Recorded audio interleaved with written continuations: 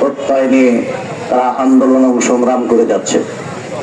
ইতিমধ্যেই যারা দেশের দুশমন, মুসলিম উম্মার স্বার্থের বিপক্ষে যাদের সবসময় অবস্থান, তাদের হাতে বাংলাদেশ ইসলামী ছাত্র শিবিরের এ পর্যন্ত 234 জন ছাত্র আল্লাহর কাছে তারা তাদের জীবনকে দান করেছেন। আমরা দোয়া করি আল্লাহ তাদের প্রত্যেককে যেন শাহাদাতের মর্যাদা দান করেন, শহীদ হিসেবে কবুল করেন।